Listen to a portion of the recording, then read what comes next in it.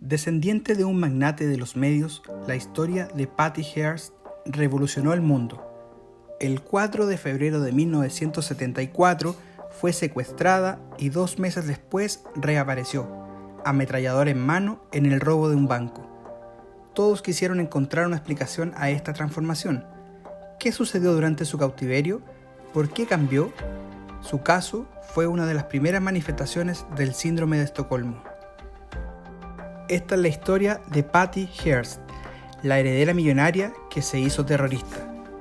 Pero antes de conocer más detalles de esta historia, no olvides suscribirte al canal de La Neura para recibir notificaciones de todos los nuevos videos que se publiquen y así ayudarnos a seguir creciendo. A sus 19 años, el destino de Patty Hearst parecía predecible. Era una joven multimillonaria, buena estudiante, que vivía con su novio en un apartamento del campus de la Universidad de Berkeley. Él era un profesor asociado en la universidad. Un poco de izquierda, ella, estudiante universitaria, era la nieta del magnate de la prensa amarilla, William Randolph Hearst, y parte de una de las familias más ricas de Estados Unidos. Le esperaba un futuro sin sobresaltos hasta que el 4 de febrero de 1974 todo cambió. Ese día, sobre las 21 horas, unos desconocidos entraron en su piso y la secuestraron a punta de pistola tras reducir a su novio. Al día siguiente, Patty Hearst era la portada de todos los periódicos y la apertura de todos los informativos.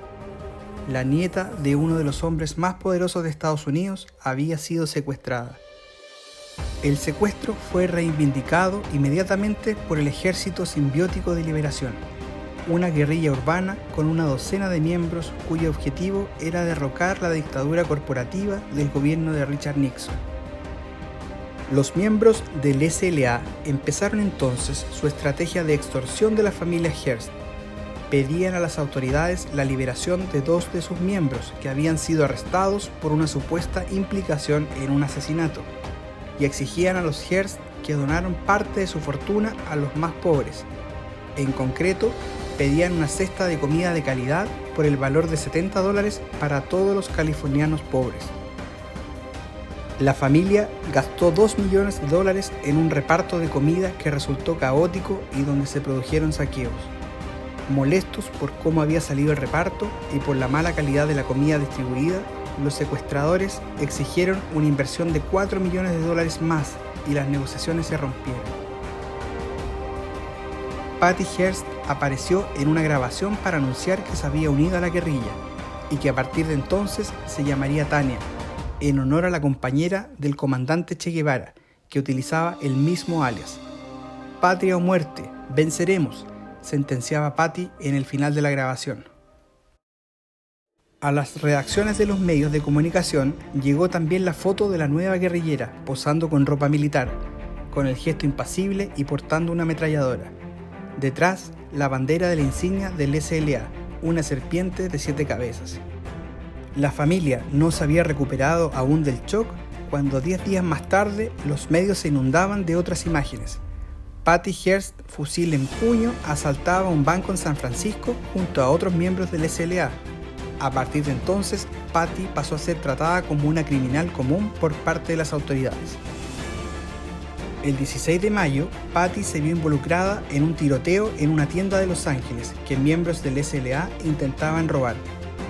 Los guerrilleros lograron escapar, pero una multa de tráfico que había dejado atrás llevó a la policía a la casa donde se escondían y donde estaban más miembros de la banda. La policía rodeó la casa y tras un intenso tiroteo se produjo un incendio donde murieron 6 miembros del SLA. Entre ellos estaba el líder, que mantenía una relación amorosa con la joven. Los medios se habían desplazado en masa al lugar de los hechos y Patty asistió a todo esto desde la televisión de un motel en que se había refugiado. Después del incendio, la joven enviaría otra grabación a los medios en los que confesaba su amor por el líder fallecido, Cujo, el hombre más gentil y hermoso que he conocido. Nunca Cujo ni yo habíamos amado de la forma que lo hicimos. El establecimiento de nuestra relación fue también un compromiso con la lucha y el amor por nuestro pueblo, dijo. Su carrera criminal terminaría el 18 de septiembre de 1975 cuando los agentes del FBI la arrestaron en San Francisco. Ese día, la imagen en los medios era la de una guerrillera desafiante, con los brazos en altos y los puños cerrados. A partir de ese momento, dio inicio el juicio del siglo, como lo calificó la prensa estadounidense. Patty contó que la habían maniatado y había pasado 57 días dentro de un armario. Dijo que había sido violada por 2 miembros del SLA. Solo la dejaban salir de su confinadero para comer vendada, para que no pudiera identificar a ninguno de sus captores. El SLA la adoctrinó hasta que las circunstancias, el miedo, la necesidad y las vejaciones produjeron el cambio definitivo. Los abogados intentaron alegar que la joven había sido obligada a unirse a la guerrilla y que había sido víctima del síndrome de Estocolmo. Sin embargo, por aquel entonces apenas se hablaba de este síndrome que define los sentimientos de empatía y apego que desarrollan los secuestrados hacia sus captores, y no había jurisprudencia al respecto. Por más que lo intentaron, los abogados no lograron convencer al tribunal, ni ellos ni los psiquiatras que aseguraban que Patty se había convertido en una mujer con un pensamiento confuso, a la que le costaba hilar 2 frases y con episodios de amnesia con respecto a su vida anterior al secuestro.